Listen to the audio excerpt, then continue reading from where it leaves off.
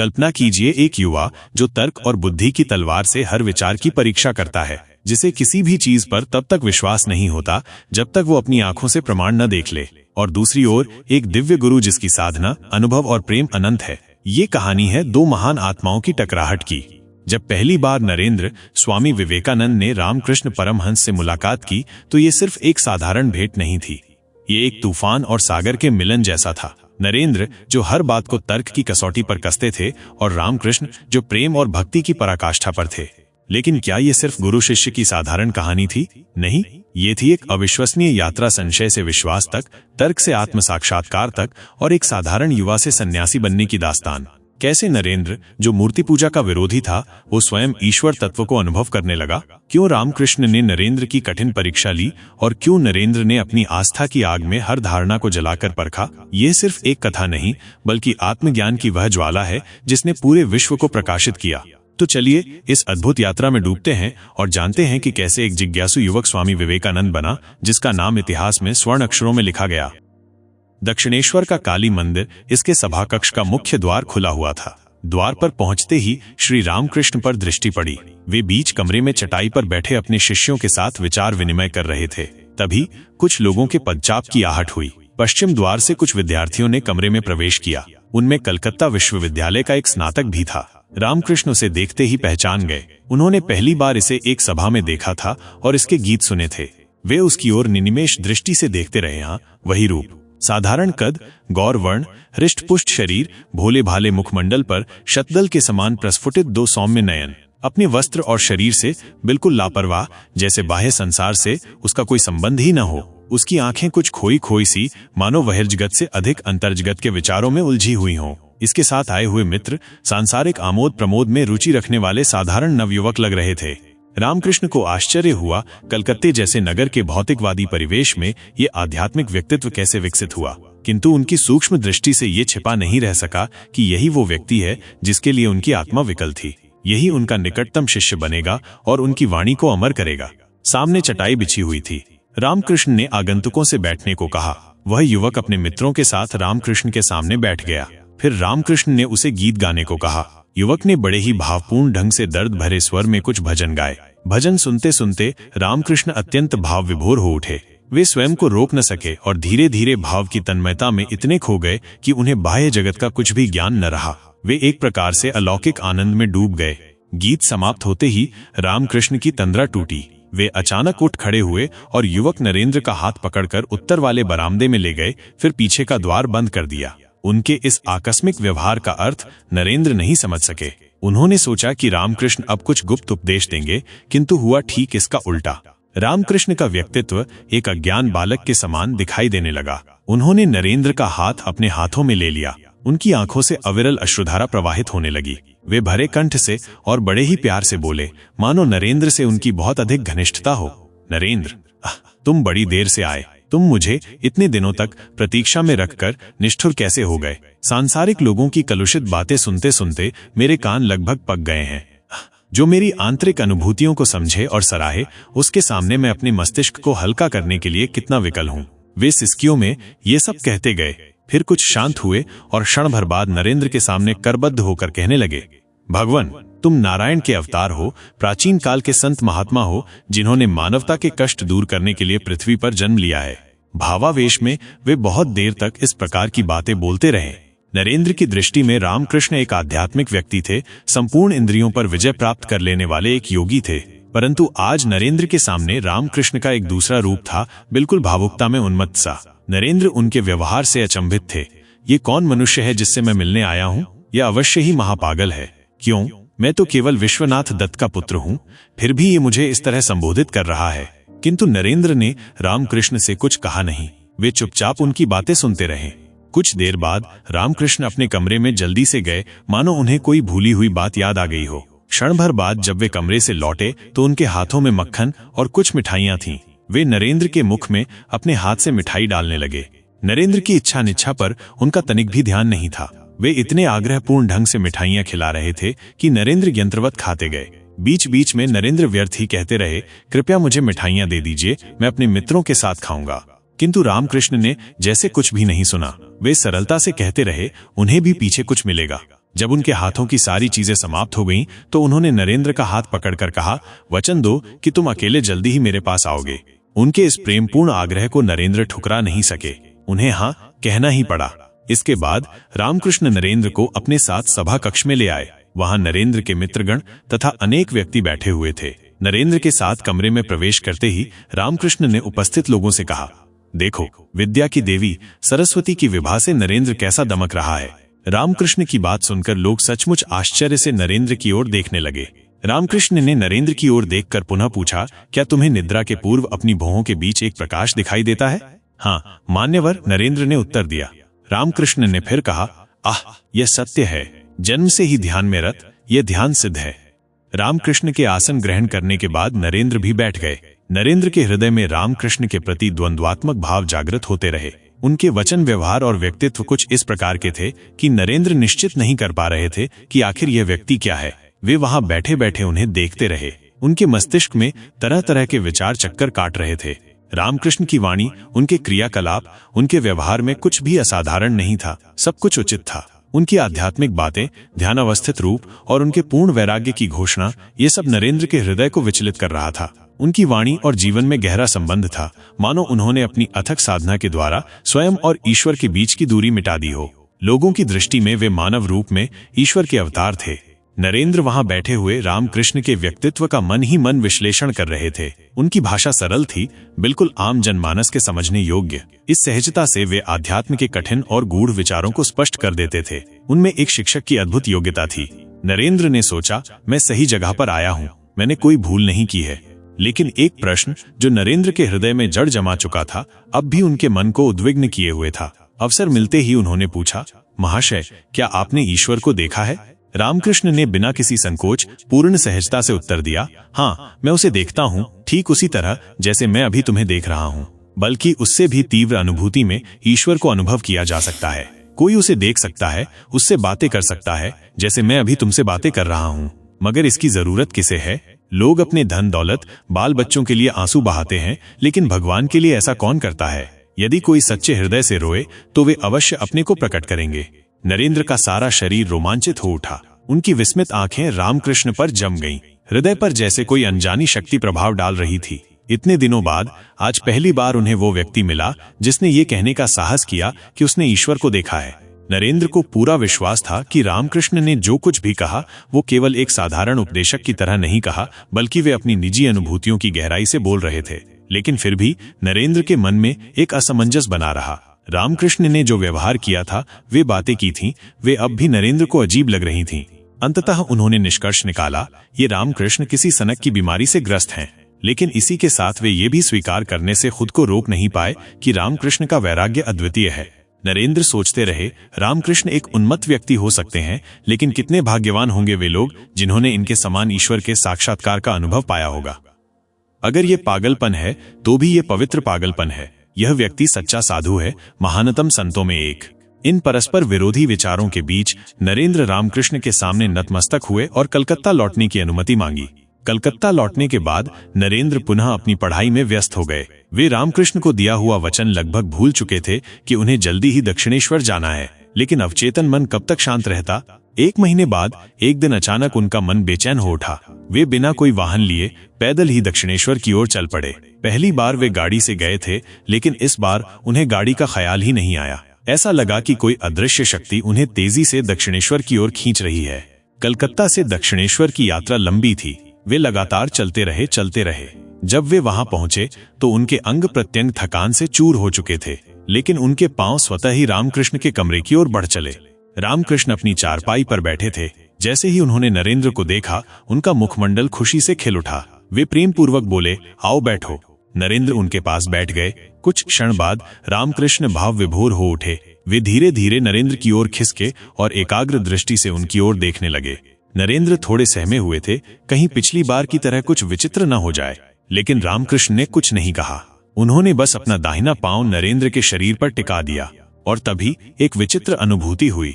नरेंद्र ने देखा कि कमरे की दीवारें, वस्तुएं और स्वयं वे भी तीव्र गति से घूमने लगे। फिर सब कुछ शून्य में विलीन हो गया। उनके अहंकार और अस्तित्व के साथ पूरा संसार जैसे किसी अनंत गहराई में समा गया। वे घबरा गए, क्या मैं मरने वाला हूँ? लेकिन फिर सोचा, अगर मैं ही नहीं हूं तो मृत्यु कैसी। उनका मन व्याकुल हो उठा। वे खुद को वश में नहीं रख पाए और घबराकर चिल्ला उठे, आप मुझे क्या कर रहे हैं? मेरे माता पिता घर पर हैं। रामकृष्ण जोर से हंस पड़े और नरेंद्र की छाती पर हाथ फेरते हुए बोले, अच्छा, अभी इसे रहने दो, सभी चीजें समय पर आ जाएंगी। और जैसे ही उन्होंने ये कहा, नरेंद्र की स्थिति फिर से सामान्य हो गई। उनकी आंखों के सामने सब कुछ पहले जैसा दिखने लगा। वे शांत थे, लेकिन भीतर कहीं कोई हलचल थी, एक अनजाना रहस्य था। इस घटना ने नरेंद्र के मन को झकझोर दिया। वे लगातार सोचते रहे, आखिर ये मनुष्य कौन है? ये जादू क्या था? क्या ये सम्मोहन था? लेकिन फिर वे खुद से कहते, नहीं, सम्मोहन केवल कमजोर दिमाग पर काम करता है, मेरा मस्तिष्क तो दृढ़ और तर्कशील है। वे तय कर चुके थे कि रामकृष्ण के प्रभाव में नहीं आएंगे। लेकिन तभी रामकृष्ण ने फिर अपना रूप बदला। वे अत्यंत स्नेहमयी हो उठे, मानो कोई माँ अपने बच्चे से मिल रही हो। उन्होंने नरेंद्र को बड़े प्रेम से संभाला, हर तरह से उनका ध्यान रखा। नरेंद्र को यह सब असामान्य लगा, लेकिन वे इस प्रेम में बंधते जा रहे थे। अंततः जब दिन समाप्त हुआ तो उन्होंने वापस लौटने की अनुमति मांगी। रामकृष्ण का हृदय भारी हो गया, लेकिन वे बोले, ठीक है, जाओ, लेकिन जल्दी आना। और नरेंद्र ने वचन दिया कि वे फिर आएंगे। रात गहरी हो चुकी थी जब नरेंद्र कलकत्ता लौटे, लेकिन उनके मन से रामकृष्ण का प्रभाव मिट नहीं रहा था। इस बार वे उनके वचन को भूल नहीं सके। मन किसी अदृश्य शक्ति से बंधा था जो बार बार दक्षिणेश्वर खींच रही थी। अंततः 4 दिन भी मुश्किल से कटे और वे फिर चल पड़े, इस बार अपने मन की इस रहस्यमयी खिंचाव को समझने का संकल्प लिए। उन्हें ऐसा प्रतीत हो रहा था जैसे वे अपनी इच्छा से नहीं, बल्कि किसी और शक्ति के वशीभूत होकर रामकृष्ण की ओर खिंचे चले जा रहे थे। रामकृष्ण, जो भारत की प्राचीन आध्यात्मिकता के प्रतीक थे, अपने कठोर तप और अटूट विश्वास से ईश्वर का साक्षात्कार कर चुके थे। माँ काली को पुकारते पुकारते उन्होंने अपने प्रेम और करुणा से उन्हें प्रकट होने पर विवश कर दिया था। लेकिन नरेंद्र, जो आधुनिक शिक्षा और तर्कशीलता के पोषित थे, बिना प्रमाण किसी भी बात को स्वीकार नहीं कर सकते थे। संशय और जिज्ञासा की आंधी उनके मन में लगातार चल रही थी, लेकिन रामकृष्ण के संपर्क में आते ही मन को एक अनोखी शांति मिलने लगती थी। लगता था इस चक्रवात का समाधान केवल रामकृष्ण के पास ही है। इस बार वे मन में ठान कर आए थे कि किसी भी स्थिति में रामकृष्ण के प्रभाव में नहीं आएंगे।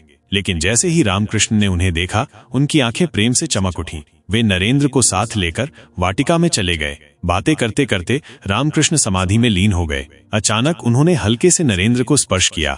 नरेंद्र, जो पूरी सावधानी से आए थे, इस रहस्यमयी ऊर्जा के आगे टिक नहीं सके। अचानक उन्होंने असीम आनंद का अनुभव किया और फिर उनकी बाहरी चेतना विलीन हो गई। उन्हें ऐसा प्रतीत हुआ मानो वे महाशून्य में विलीन हो गए हों। जब चेतना लौटी तो उन्होंने पाया कि रामकृष्ण उनके वक्षस्थल को थपथपा रहे थे।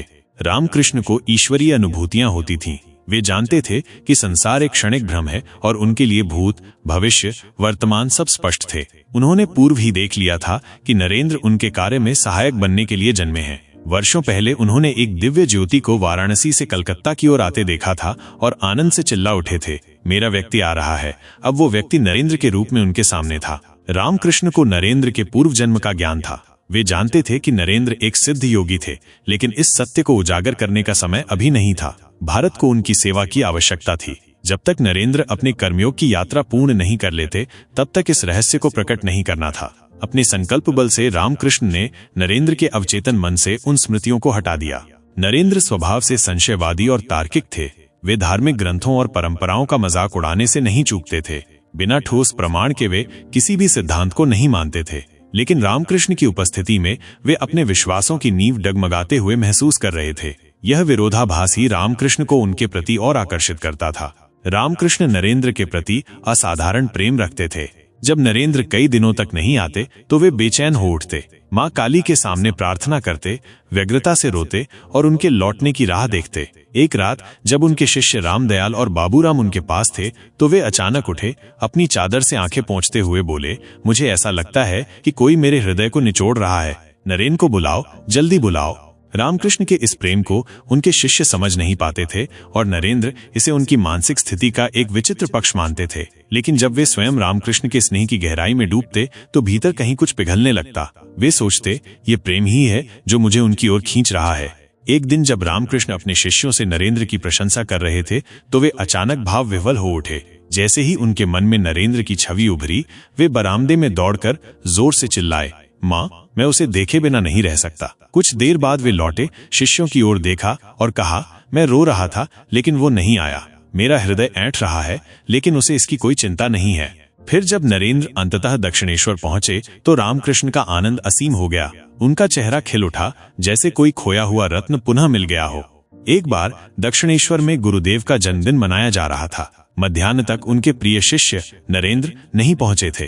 रामकृष्ण बार बार उनके बारे में पूछ रहे थे। जब नरेंद्र पहुंचे और उनके सामने नतमस्तक हुए तो गुरुदेव ने आशीर्वचन कहते हुए उनके कंधे को छुआ और समाधि में लीन हो गए। बहुत देर बाद उनकी समाधि टूटी। उन्होंने नरेंद्र का कुशलक्षेम पूछा और प्यार से उन्हें अपने हाथों से खिलाया पिलाया। नरेंद्र को देखकर रामकृष्ण इतने भाव विभोर हो उठते कि तुरंत ही समाधि में डूब जाते थे। एक बार नरेंद्र बहुत दिनों बाद दक्षिणेश्वर आए थे। वे अभी गंगा के घाट पर ही थे कि रामकृष्ण ने किसी से नरेंद्र के आने के विषय में सुन लिया और वे स्वयं घाट पर चले गए।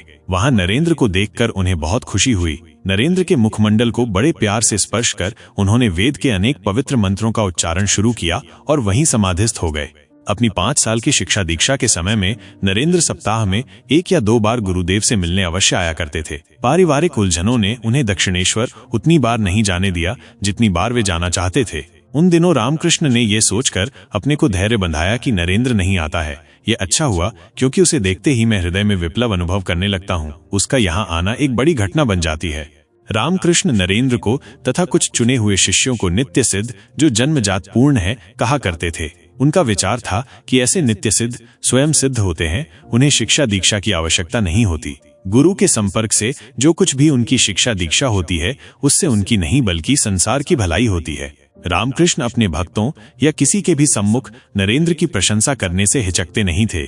आवश्यकता से अधिक प्रशंसा का प्रभाव कभी कभी प्रतिकूल हो जाता है। प्रशंसित व्यक्ति घमंड के नशे में आ जाता है, परंतु ये सब उक्तियां साधारण लोगों के लिए हैं। नरेंद्र का मस्तिष्क इन सब संकीर्णताओं से परे है, यह रामकृष्ण अच्छी तरह जानते थे। एक बार रामकृष्ण ब्रह्म समाज के लोगों तथा उसके ख्याति प्राप्त नेता केशव चंद्र सेन और विजय कृष्ण गोस्वामी के साथ बातें कर रहे थे। नरेंद्र भी वहां थे। बातें करते करते रामकृष्ण ने एक बार केशव चंद्र और विजय कृष्ण को देखा और फिर इसके बाद नरेंद्र को देखा। उनकी तीव्र दृष्टि जैसे काल के पर्दे को भेद कर उन लोगों के भविष्य की ओर देख रही थी। नरेंद्र का उज्जवल भविष्य रामकृष्ण के मानस पटल पर उभर आया। उनकी दृष्टि नरेंद्र के प्रति प्यार से बोझिल हो गई। जब ब्रह्म समाजियों के साथ की सभा समाप्त हुई, रामकृष्ण ने अपने शिष्यों से कहा, यदि केशव के पास महानता का एक अंक है जिसने उन्हें इतना विख्यात बना दिया, तो नरेन के पास ऐसे 18 अंक हैं। मैंने देखा कि केशव और विजय के अंदर ज्ञान का प्रकाश दीपक के प्रकाश के समान है, किंतु नरेन के अंदर ये प्रज्वलित सूर्य के प्रकाश के समान है, जो अज्ञानता और भ्रम के अंतिम अवशेषों को नष्ट कर रहा है। नरेंद्र ने ये सब सुना, परंतु उन पर इसका कोई प्रभाव नहीं पड़ा। उनकी जगह कोई और होता तो गर्व से फूला नहीं समाता। केशव चंद्र और विजय कृष्ण की तुलना में वे अपने को नगण्य मानते थे। उन्होंने रामकृष्ण से इसका विरोध किया, महानुभाव, आप इस तरह की बातें क्यों करते हैं? लोग आपको पागल समझेंगे। विश्वविख्यात केशव और संत विजय कृष्ण की तुलना मुझ जैसे तुच्छ युवक विद्यार्थी से कैसे कर रहे हैं? कृपया कर ऐसा फिर नहीं कहें। यह सुनकर रामकृष्ण मन ही मन प्रसन्न ही हुए और कहा, मैं विवश हूँ। क्या तुम समझते हो वे मेरे शब्द थे? देवी माँ ने मुझे कुछ चीजें दिखाई थीं, मैंने सिर्फ उन्हीं की पुनरावृत्ति की है। वे सत्य के सिवा और कुछ नहीं दिखाती। नरेंद्र को देवी के द्वारा भविष्यवाणी का प्रसंग प्रभावित नहीं कर सका। उन्होंने अपने संशय को बड़े खुले शब्दों में रामकृष्ण के सामने रखा। कौन जाने ये देवी वाणी माँ के द्वारा मिली है या अपने मस्तिष्क की कल्पना है। यदि मैं आपकी जगह होता तो इसे स्वच्छ सरल कल्पना की उपज समझता। पश्चिमी विज्ञान और दर्शन ने ये प्रदर्शित कर दिया है कि हमारी इंद्रियां अक्सर हमें धोखे में डाल देती हैं, और जहाँ वैयक्तिक झुकाव है वहाँ भ्रांति का संयोग और अधिक है। आप मुझे प्यार करते हैं और बराबर मुझे महान देखना चाहते हैं, इसलिए इस प्रकार की कल्पना आपके मस्तिष्क में उपजे, ये बिल्कुल स्वाभाविक है। नरेंद्र की इस प्रकार की बातों से रामकृष्ण कभी कभी विचलित हो जाते थे, किंतु इस बार उनका मस्तिष्क आध्यात्मिकता के ऊंचे धरातल पर था, अतः उन्होंने नरेंद्र की बात का कोई ख्याल नहीं किया। पीछे कभी नरेंद्र ने फिर इसी प्रकार की बातें की तो रामकृष्ण देवी माँ के पास फैसले के लिए गए। माँ काली के द्वारा उन्हें सांत्वना मिली, जैसे वह कहता है, उसकी तुम परवाह क्यों करते हो? कुछ दिनों बाद वह स्वयं ही सच्चाई के हर शब्द को स्वीकार करेगा। गुरु द्वारा बोले हुए प्रशंसा के शब्दों में जादू का चमत्कार होता है। यह एक वशीकरण मंत्र है जो न केवल व्यक्ति को ही वश में लाता है, वरन व्यक्ति के आत्मविश्वास को भी पराकाष्ठा पर पहुंचा देता है। रामकृष्ण द्वारा नरेंद्र की प्रशंसा का भी ऐसा परिणाम हुआ। इसने नरेंद्र को काफी सहारा दिया और जीवन भर प्रेरणा देता रहा। विद्यार्थी नरेंद्र जब स्वामी विवेकानंद के रूप में सारे संसार को महासंदेश दे रहे थे, तब भी रामकृष्ण के अनमोल शब्द उनमें अक्षय साहस और शक्ति का संचार करते रहे। किंतु प्रारंभ में नरेंद्र को इसका महत्व समझ में नहीं आता था। नरेंद्र कभी कभी रामकृष्ण के अत्यधिक प्रेम प्रदर्शन से ऊब जाते थे। उन्हें ये सब बिल्कुल नहीं भाता था। एक बार उन्होंने कहा भी था, अपने प्रति उनके अंधे प्रेम के लिए कटु शब्द प्रयोग करने में मैं कभी नहीं सहमा। मैं उन्हें ये करते हुए सचेत कर दिया करता था कि यदि वे बराबर मेरे विषय में सोचा करेंगे तो मेरे समान ही बन जाएंगे। जैसे कि पौराणिक कथा के राजा भरत, जो अपने पाले हुए हिरण से इतने संबद्ध थे कि मृत्यु के समय भी वे उसे छोड़ किसी और का ध्यान करने में असमर्थ थे। फलस्वरूप दूसरे जन्म में वे हिरण हो गए। वो बोले, जो तुम कह रहे हो वो पूर्ण सत्य है, मेरा क्या बनना, मैं तो तुमसे अलग होना सहन नहीं कर सकता। दुखी और हतोत्साह होकर वे काली मंदिर में चले गए। कुछ देर बाद वे मुस्कुराते हुए लौटे और बोले, तुम दुष्ट हो, अब मैं तुम्हारी कुछ भी नहीं सुनूंगा। माँ कहती है कि मैं तुझमें ईश्वर का प्रदर्शन करती हूँ, इसीलिए तुमसे मुझे प्यार है। जिस दिन मुझे कुछ ऐसा नहीं दिखेगा, मैं तुम्हें देखना सहन नहीं कर सकता। इस प्रकार इस विषय पर नरेंद्र ने जो कुछ भी जितनी बार कहा, उसे रामकृष्ण ने एक बार ही अपने लघु किंतु सशक्त वक्तव्य के द्वारा निरर्थक बना दिया। रामकृष्ण की दृष्टि में नरेंद्र के प्रति प्रेम मानवीय संबंध या मानवीय भावनाओं से परे था। एक बार बहुत दिनों से नरेंद्र दक्षिणेश्वर नहीं आए थे। रामकृष्ण राह देखते देखते अधीर हो गए। उन्होंने नरेंद्र को बुलवाया, किंतु फिर भी नरेंद्र किसी कारणवश दक्षिणेश्वर नहीं आ सके। इस पर रामकृष्ण स्वयं ही भक्त के दर्शनार्थ कलकत्ता चल पड़े। वे जानते थे कि नरेंद्र ब्रह्म समाज के कार्य में उलझे हुए हैं। ब्रह्म समाज से इन्हें भी लगाव था। अक्सर उसकी सभाओं में ये भी जाया करते थे। अतः इस नाते ब्रह्म समाज के अनेक प्रमुख नेताओं से भी परिचित थे। जब रामकृष्ण ब्रह्म समाज के कार्यालय में पहुंचे तो वहां संध्या का कार्यक्रम चल रहा था। अर्धचेतनावस्था में रामकृष्ण के पग विद्यार्थी शिष्य की ओर अनायास बढ़ने लगे। वैसी दशा में नवागत को देखकर उपदेशक ने अपना उपदेश बंद कर दिया। सभी लोग रामकृष्ण के चारों ओर घिरने लगे। चारों ओर से इकट्ठे होते हुए समाज के लोगों से वे बिल्कुल अछूते थे। उनका ध्यान दूसरी ओर था। उनकी विकल आंखें किसी को ढूंढ रही थीं। जब वे नरेंद्र के सामने पहुंचे तो पूर्ण रूप से उनकी बाह्य जगत की चेतना जाती रही। इससे समाज के लोगों में खलबली मच गई।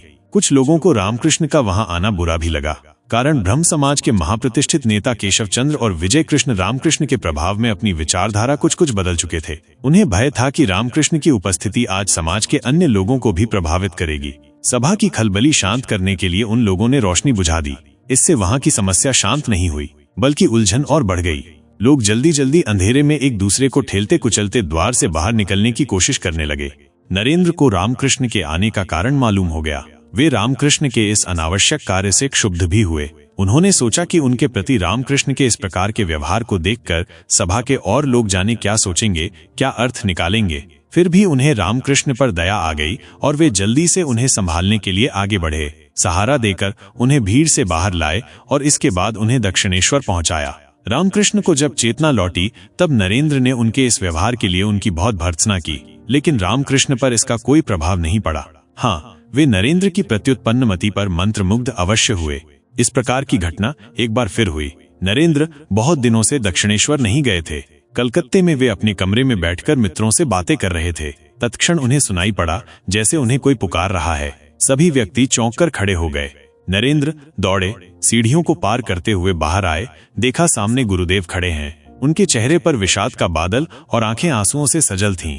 उन्होंने बड़े ही कातर शब्दों में कहा, नरेन, इतने दिनों से तुम मेरे पास आए क्यों नहीं? गुरु में शिष्य ने एक निर्दोष सरल बालक की छाया देखी।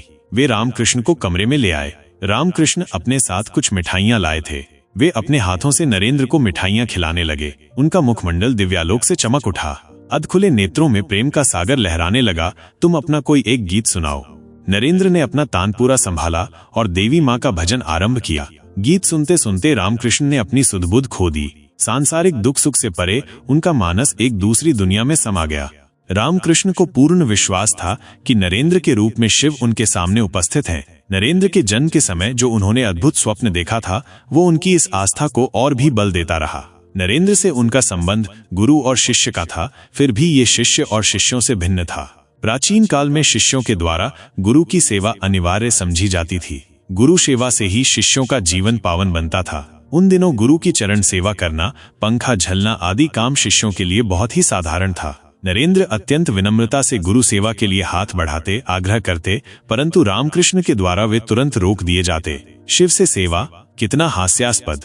रामकृष्ण कहते, नरेंद्र औरों से भिन्न है, इसका मार्ग भी भिन्न है। बहुत पहले नरेंद्र से एक बार रामकृष्ण ने कहा था, देखो तुझमें शिव हैं और मुझमें शक्ति, और ये दोनों ही एक हैं। युवावस्था के प्रांगण में प्रवेश करते हुए नरेंद्र तब इन गूढ़ शब्दों का अर्थ समझ सकने में असमर्थ थे।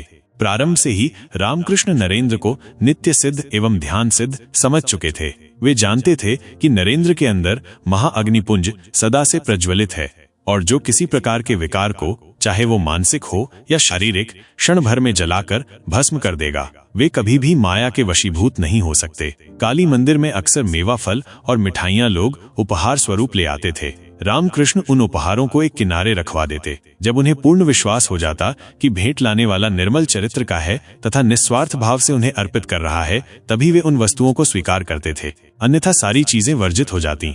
किंतु नरेंद्र का किसी भी ऐसी वस्तु से निषेध नहीं था। वे जब दक्षिणेश्वर आते तो उन्हें इन वस्तुओं को खाना पड़ता, क्योंकि उन पर पवित्र या अपवित्र खाद्य पदार्थों का कोई प्रभाव नहीं पड़ने का था। जब कभी उन्हें दक्षिणेश्वर आने में विलंब होता तो गुरुदेव उनके लिए ये सामान कलकत्ता ही भिजवा देते। एक बार नरेंद्र भोजनालय से खाना खाकर सीधे रामकृष्ण के पास आए और बातों ही बातों में कहा, महानुभाव, आज मैंने निषिद्ध भोजन किया है। ये सोचकर कि नरेंद्र जो कुछ कह रहे हैं वो अपनी उद्दंडता में नहीं कह रहे, रामकृष्ण ने बड़े ही शांत स्वर में कहा, इसका तुम पर कोई प्रभाव नहीं पड़ेगा।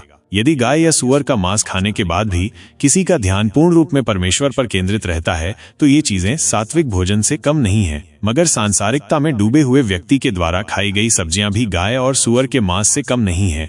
मेरे मन में तुम्हारे निषिद्ध भोजन से कोई फर्क नहीं पड़ता। दूसरे शिष्यों की ओर संकेत करते हुए उन्होंने फिर कहा, किंतु यदि इनमें से किसी ने भी ऐसा किया होता तो मैं उसका स्पर्धा भी सहन नहीं कर सकता। उस रूढ़िवादी युग में रामकृष्ण जैसे एक सीधे साधे ब्राह्मण पुजारी के मुख से निकले हुए इतने साहसपूर्ण और उदारी के मुख से निकले हुए इतने साहसपूर्ण और उदार विचार को सुनकर नरेंद्र हैरान रह गए। अपरिचित व्यक्तियों के चरित्र के संबंध में रामकृष्ण कैसे निर्णय करते, ये बात भी नरेंद्र की समझ में नहीं आती। वे सोचते, क्या ये ठीक है कि अनजाने व्यक्ति का चरित्र गुरुदेव के सामने उक्त व्यक्ति की आकृति से अभिव्यक्त हो जाता है? नरेंद्र को पहले इस पर विश्वास नहीं हुआ। कई अवसरों पर उन्होंने उपहारदाता के चरित्र के विषय में पता लगाया और बराबर ही गुरुदेव के कथन को सही पाया। अचंभित होकर वे कहने लगते, ये कैसा आश्चर्यजनक व्यक्ति है, दूसरों के मस्तिष्क की बातें ये कैसे जान लेते हैं, इसकी पवित्रता समझ के परे है।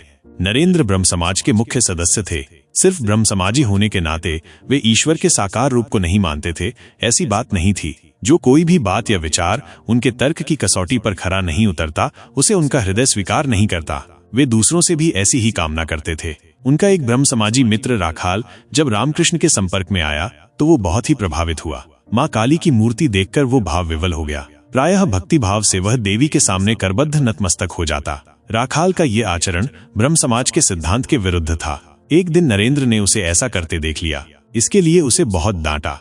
राखाल बहुत ही विनम्र प्रकृति का था। वह नरेंद्र के साथ अपनी सगुण उपासना के सिद्धांत पर वाद विवाद नहीं कर सका। अब वो लज्जावश नरेंद्र से अलग अलग रहने लगा। एक बार रामकृष्ण ने नरेंद्र को समझाया कि राखाल की आस्था मूर्ति पूजा में है, इसलिए नरेंद्र को राखाल की उपासना में बाधा नहीं बननी चाहिए। उन्होंने ये भी कहा कि निर्गुण भगवान की उपासना शुरू में सबके लिए कठिन होती है।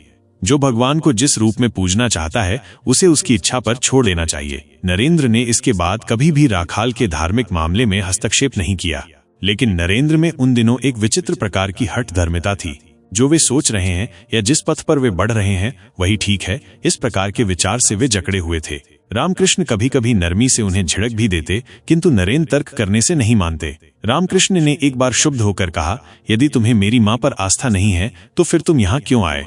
नरेंद्र ने साहसपूर्ण स्वर में कहा, क्या मैं यहाँ सिर्फ इसलिए आया हूँ कि मुझे उन्हें स्वीकार करना ही है? गुरु ने कहा, ठीक है, भविष्य में तुम मेरी देवी मां पर विश्वास ही नहीं करोगे, अपितु उनके नाम पर आंसू बहाओगे। फिर उन्होंने दूसरे शिष्यों की ओर दृष्टि फेर कर कहा, इस लड़के को भगवान के रूप पर विश्वास नहीं है और ये मेरी अलौकिक अनुभूतियों को मानसिक भ्रम कहा करता है, मगर पुनीत भावनाओं से भरा हुआ ये एक अच्छा लड़का है। ये किसी भी चीज में विश्वास नहीं करता जब तक उसका प्रत्यक्ष प्रमाण नहीं मिल जाए। इसने बहुत कुछ पढ़ा है और इसके अंतस में अपना ही विवेकपूर्ण विचार और निर्णय है। रामकृष्ण और नरेंद्र के वाद विवाद का एक प्रमुख विषय था हिंदू धार्मिक ग्रंथों में राधा कृष्ण लीला का प्रसंग। पहले तो नरेंद्र को इसकी ऐतिहासिक प्रामाणिकता पर संदेह था, फिर राधा कृष्ण के संबंध को वे अनुचित एवं अनैतिक समझते थे। रामकृष्ण ने उन्हें बहुत तरह से समझाने का प्रयत्न किया, किंतु नरेंद्र के विचार नहीं बदले। अंत में रामकृष्ण ने कहा, मान लिया कि ऐतिहासिक रूप से राधा कृष्ण का अस्तित्व नहीं है और उनकी कथा किसी भगवत प्रेमी भक्त की कल्पना मात्र है, किंतु जो सर्वोच्च है उसके प्रति राधा और गोपियों के मिलन की तीव्र भावानुभूति पर ही तुम क्यों न ध्यान दो, उसकी अभिव्यक्ति पर क्यों टिके रहो? यह तुम्हारे लिए अधिक स्वाभाविक होगा। तुम उनकी आतुरता एवं व्यग्रता को देखो, उनकी कल्पना को, उनके स्वप्न को देवतुल्य समझो। धार्मिक विषयों पर नरेंद्र का रामकृष्ण के साथ जितना भी वाद विवाद होता, उतना ही रामकृष्ण का हृदय प्रसन्नता से फूल उठता। वे जानते थे कि तर्क की कसौटी पर बिना किसी विषय को खरा उतारे नरेंद्र उसे स्वीकार करने वाला नहीं है। नरेंद्र को विद्याध्ययन की कमी नहीं थी, कमी थी एक गुरु की जो उनकी जिज्ञासाओं को शांत करे, उनकी शंकाओं का उन्मूलन करे। रामकृष्ण की बात, विचार, उनकी संपूर्ण जीवन प्रणाली की न जाने कितनी चीजें नरेंद्र के हृदय को कुरेदती रहती, उनके सामने प्रश्न बनकर खड़ी हो जाती और उन्हें उत्तेजित करने लगती। नरेंद्र का बौद्धिक संघर्ष बढ़ता जाता, पर रामकृष्ण बड़ी ही शांति और सहज रूप से धीरे धीरे उनकी समस्याओं का समाधान करते रहते। इस प्रकार रामकृष्ण ने सर्वप्रथम उन्हें अद्वैत वेदांत का रहस्य समझाना चाहा। इस विचार से वे अष्टावक्र संहिता तथा दूसरे अद्वैत दर्शन के कुछ अध्याय नरेंद्र से पढ़वाने लगे। ब्रह्म समाज के सिद्धांतों से प्रभावित नरेंद्र की आत्मा अद्वैत दर्शन पढ़ते पढ़ते विद्रोह कर उठती। उन्हें इस दर्शन पर विश्वास नहीं होता। वे चिल्ला उठते, ये सब ईश्वर निंदा है, क्योंकि इस दर्शन और नास्तिकता में कोई अंतर नहीं है।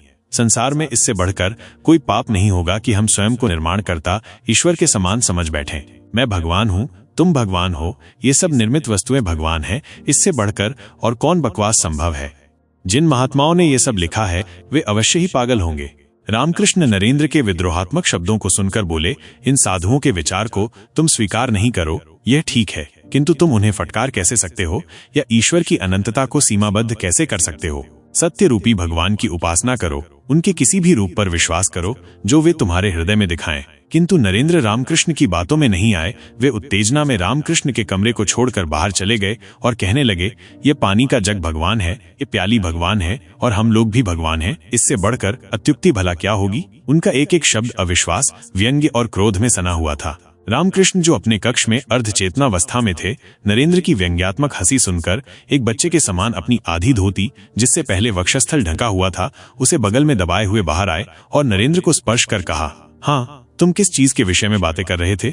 इतना कहते कहते वे पुनः समाधि में डूब गए। उनके इस स्पर्श का परिणाम नरेंद्र पर क्या पड़ा, ये उन्हीं के शब्दों में, उस दिन गुरुदेव के जादू भरे स्पर्श ने शीघ्र ही मेरे मस्तिष्क को आश्चर्यजनक रूप से परिवर्तित कर दिया। मैं ये जानकर सचमुच हतप्रभ हो गया कि सारे संसार में ईश्वर के सिवा कुछ और नहीं है। मैंने बहुत ही स्पष्ट रूप में ये देखा, किंतु चुप रहा कि पता नहीं ये विचार स्थायी है या नहीं। मगर इस प्रकार का आभास एक दिन में ही समाप्त नहीं हुआ। मैं घर आ गया, किंतु वहां भी सभी चीजें जो मैंने देखी वे ब्रह्मवत दिखाई पड़ी। मैं भोजन करने बैठा, परंतु हर एक चीज भोजन, थाल, जिस व्यक्ति ने खाना परोसा और मैं स्वयं ब्रह्म के सिवा और कुछ नहीं थे। मैं एक दो ग्रास खाकर चुपचाप बैठ गया। अपनी माँ के शब्दों से मैं चौंका। उन्होंने कहा, चुपचाप क्यों बैठे हो, खाना खत्म करो।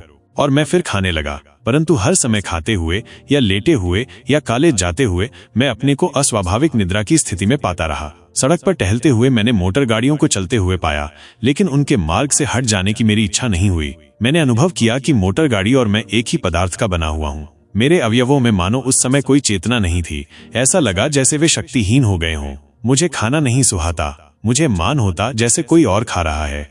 कभी कभी खाते समय ही मैं लेट जाता और फिर कुछ क्षणों के बाद उठकर खाने लगता। परिणाम यह हुआ कि कुछ दिन मैं बहुत अधिक खाता रहा, किंतु इससे कोई हानि नहीं हुई। मेरी माँ इससे विकल हो गईं और कहा कि मेरे साथ निश्चय ही कोई गड़बड़ी है। उन्हें भय था कि मैं अधिक दिनों तक जीवित नहीं रहूंगी। जब ऐसी स्थिति कुछ बदली, तब संसार मुझे स्वप्नवत प्रतीत होने लगा। कॉर्नवालिस स्क्वायर पर घूमते हुए मैं वहां के लोहे की चहार दीवारी से अपना सर टकराता, सिर्फ ये अनुभव करने के लिए कि ये स्वप्न है या वास्तविकता। इस प्रकार की दशा कुछ दिनों तक रही। जब मैं पुनः स्वस्थ हुआ तो विचार किया कि मुझे अवश्य ही अद्वैत स्थिति की एक झलक मिली है। तब मुझे ध्यान आया कि धार्मिक ग्रंथों के शब्द झूठे नहीं थे। इसके बाद मैं अद्वैत दर्शन को गलत नहीं कह सका। जिस प्रकार रामकृष्ण की शिक्षा पद्धति अनुपम थी, उसी प्रकार नरेंद्र के शिक्षा ग्रहण की शैली भी अद्वितीय रही। धीरे धीरे नरेंद्र के जीवन में संशय की जगह विश्वास, द्वंद्व की जगह एकाग्रता, क्लेश की जगह आह्लाद और अंधकार की जगह प्रकाश भरता गया। विश्व की सारी विविधता मिट गई। अब उन्हें विश्वास हो गया कि सब कुछ एक है, एक ही सत्व से निर्मित है। रामकृष्ण नरेंद्र को बराबर कहा करते कि वे अपनी ईश्वरानुभूति को अच्छी तरह जांच लें और परख लें, यहाँ तक कि वे अपने आप को भी परीक्षा का विषय बना देते। वे कहते, जैसे पैसे तुड़वाने वाला अपने सिक्के देखभाल कर लेता है, उसी प्रकार तुम मुझे भी परख लो। जब तक तुम मेरी परीक्षा न ले लो, तुम्हें मुझे स्वीकार नहीं करना चाहिए। एक बार नरेंद्र दक्षिणेश्वर आए और गुरुदेव का कक्ष सूना पाया। मालूम हुआ गुरुदेव कलकत्ता गए हुए हैं। नरेंद्र ने झट 1 रुपए का सिक्का गुरुदेव के बिस्तर में छिपा दिया और पंचवटी में ध्यानावस्थित होने चले गए। इसके कुछ ही देर बाद रामकृष्ण दक्षिणेश्वर आ गए। फिर अपने कमरे में जाने के बाद बिस्तर पर बैठे। अनजाने ही नरेंद्र के द्वारा रखे गए सिक्के से उनका स्पर्श हो गया। इस स्पर्श के साथ ही वे अत्यंत पीड़ा से कराने लगे। नरेंद्र अब पंचवटी से लौट आए थे और चुपचाप मुद्रा के प्रति गुरुदेव की प्रतिक्रिया निहार रहे थे। फिर रामकृष्ण के कष्ट को देखकर एक अन्य शिष्य उनके पास आया और बिस्तरे को ठीक करने के विचार से जैसे ही चादर खींचा कि रुपया पृथ्वी पर झनझना उठा। नरेंद्र बिना कुछ बोले कमरे से बाहर चले गए, परंतु रामकृष्ण को ये समझते देर न लगी कि नरेंद्र उनकी परीक्षा ले रहे थे।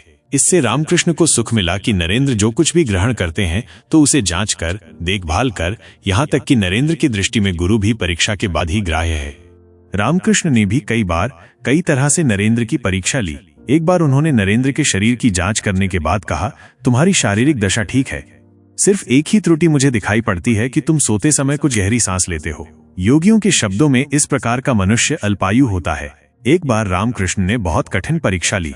यो तो नरेंद्र के लिए रामकृष्ण के हृदय में अगाध प्रेम था। दक्षिणेश्वर से नरेंद्र की अनुपस्थिति उन्हें व्याकुल बना देती थी। दूर से ही नरेंद्र की झलक मात्र से वे आनंद विभल होकर समाधि में डूब जाते थे। किंतु एक बार जब नरेंद्र दक्षिणेश्वर आए और गुरु से मिलने गए, तब गुरुदेव ने उदासीनता से मुंह दूसरी ओर फेर लिया और कुछ बोले नहीं। नरेंद्र ने समझा गुरुदेव दूसरी दुनिया में है, इसलिए वे दूसरे भक्तों के पास आकर बैठे और बातें करने लगे। तभी रामकृष्ण की आवाज सुनाई पड़ी। वे किसी से बातें कर रहे थे। फिर नरेंद्र गुरु के कमरे में गए, किंतु गुरुदेव ने उनके अभिवादन का कोई उत्तर नहीं दिया। इसके विपरीत वे नरेंद्र के प्रति उदासीन और मूक बने बैठे रहे। नरेंद्र कुछ देर वहां बैठकर फिर कलकत्ता लौट गए। इसके 1 सप्ताह बाद नरेंद्र फिर दक्षिणेश्वर आए और गुरुदेव का व्यवहार अपने प्रति वैसा ही रूखा पाया। इस तरह प्रत्येक 2-4 दिनों पर कई बार नरेंद्र दक्षिणेश्वर आए, गुरु का दर्शन किया, कुछ देर बैठे और लोगों से बातें की और शाम होने पर कलकत्ता लौटते रहे। किंतु नरेंद्र के सामने गुरु का हृदय नहीं पसीजा। नरेंद्र की अनुपस्थिति में रामकृष्ण किसी को कलकत्ता नरेंद्र के स्वास्थ्य की जानकारी के लिए भेजा करते। नरेंद्र को ये सब पता नहीं होता। 1 माह बाद तक जब नरेंद्र वैसे ही गुरु के दर्शनार्थ दक्षिणेश्वर आते रहे, तब एक दिन गुरु ने उन्हें बुलाकर पूछा, यद्यपि मैं तुझसे कुछ भी नहीं बोलता, फिर भी तुम यहाँ आते रहे, ऐसा कैसे? नरेंद्र ने उत्तर दिया, क्या आप सोचते हैं कि मैं यहाँ सिर्फ आपकी बातें सुनने आता हूँ? मुझे आपसे भक्ति है और मैं आपका दर्शन चाहता हूँ, इसीलिए मैं दक्षिणेश्वर आया करता हूँ। नरेंद्र के उत्तर ने रामकृष्ण का मन मोह लिया। उन्हें बेहद खुशी हुई। मैं ये जानने के लिए तुम्हारी परीक्षा ले रहा था कि मेरे प्यार और समय नहीं देने पर भी तुम यहाँ रुकते हो या नहीं। रामकृष्ण को कठिन योगाभ्यास से अपूर्व दैवी शक्ति मिली हुई थी। वे चाहते थे कि संसार के कल्याणार्थ इस शक्ति का प्रयोग हो। इसी कार्य के लिए वे नरेंद्र को प्रशिक्षण दे रहे थे। एक दिन उन्होंने नरेंद्र को पंचवटी में बुलाया और कहा, मैंने अनेक आध्यात्मिक अभ्यासों के द्वारा अपने को पूर्ण रूप से अनुशासित कर अलौकिक शक्ति प्राप्त कर ली है, लेकिन वो मेरे किस काम की है? मैं अपना तन तो ठीक से ढंक नहीं सकता, इसलिए माँ की अनुमति से मैं उन्हें तुम में डाल देने को सोच रहा हूँ। उनसे मुझे ज्ञात हुआ कि तुम्हें उनके लिए काफी काम करने होंगे। यदि मैं तुम्हें वे शक्तियां प्रदान करूंगा तो तुम आवश्यकतानुसार उनका प्रयोग कर सकते हो। तुम क्या चाहते हो? गुरुदेव को ऐसी अलौकिक शक्तियां प्राप्त हैं, ये नरेंद्र को विदित था। क्षण भर विचार करने के बाद उन्होंने कहा, क्या ये शक्तियां ईश्वरानुभव में सहायक होंगी? नहीं, इस काम के लिए वे सहायता नहीं करेंगी, किंतु ईश्वर को समझ लेने के बाद जब तुम उनके कार्य में रत होगे तब उनसे तुम्हें बहुत मदद मिलेगी। गुरुदेव ने कहा। नरेंद्र का उत्तर था, मैं उन्हें नहीं चाहता, पहले मुझे ईश्वर की ही साधना करने दीजिए। संभव है इसके बाद मुझे ज्ञान हो कि मुझे उन शक्तियों की आवश्यकता होगी या नहीं। यदि मैं उन्हें अभी स्वीकार करता हूं तो शायद मैं अपना आदर्श भूल जाऊं और उन्हें स्वार्थपूर्ण प्रयोजनों में प्रयोग कर क्लेश का भागी बनूं। खुले शब्दों में नरेंद्र की बात सुनकर रामकृष्ण बहुत खुश हुए। शायद ये भी नरेंद्र की परीक्षा ही थी। नरेंद्र स्वतंत्र प्रकृति के व्यक्ति थे। रामकृष्ण ने नरेंद्र पर प्रेम का अंकुश रखते हुए उनके विचार की स्वतंत्रता में किसी प्रकार की बाधा नहीं आने दी। इससे नरेंद्र में आत्मविश्वास की जड़ और भी मजबूत हो गई। गुरु का हृदय नरेंद्र के सामने अनावृत था। वे अपने हृदय का सारा रहस्य नरेंद्र के सामने रख देते थे। नरेंद्र उनके सबसे बड़े विश्वास पात्र थे। कहा जाता है कि प्रेम बंधन है, किंतु रामकृष्ण का प्रेम नरेंद्र के लिए मुक्ति था। ऐसी मुक्ति जो अवचेतन रूप से आजीवन नरेंद्र के पथ पर दीपक बनी रही। इस प्रकार तर्क और विश्वास के बीच चल रही यह असाधारण यात्रा अपने नए मोड़ पर आ पहुंची। नरेंद्र, जो एक समय तक गुरु की शिक्षाओं को तर्क और बुद्धि से परख रहा था, अब धीरे धीरे एक नई अनुभूति की ओर बढ़ रहा था। उनकी हर शंका, हर विरोध रामकृष्ण के प्रेम और आध्यात्मिक ज्ञान की गहराई में समाहित होते जा रहे थे। गुरु ने नरेंद्र को सिर्फ ज्ञान ही नहीं दिया, बल्कि उन्हें परखा, चुनौती दी और हर परीक्षा में उनकी आस्था को परिष्कृत किया। और नरेंद्र ने भी हर बार सिद्ध कर दिया कि वे सिर्फ एक शिष्य ही नहीं, बल्कि भविष्य के एक महान विचारक बनने की राह पर हैं। लेकिन ये तो सिर्फ शुरुआत थी। आने वाले समय में रामकृष्ण की शिक्षाएं नरेंद्र को कैसे एक नई दिशा में ले जाने वाली थीं, कैसे वो युवक जो हर चीज पर सवाल उठाता था, पूरे विश्व के सामने भारतीय अध्यात्म का संदेशवाहक बना। ये जानने के लिए जुड़े रहिए, क्योंकि अगले एपिसोड में हम जानेंगे वो पल जब नरेंद्र को अपने जीवन का सबसे बड़ा उत्तर मिला और कैसे ये मुलाकात उन्हें बदल कर रख देने वाली थी। जल्द ही मिलते हैं एक नए रोमांचक अध्याय के साथ।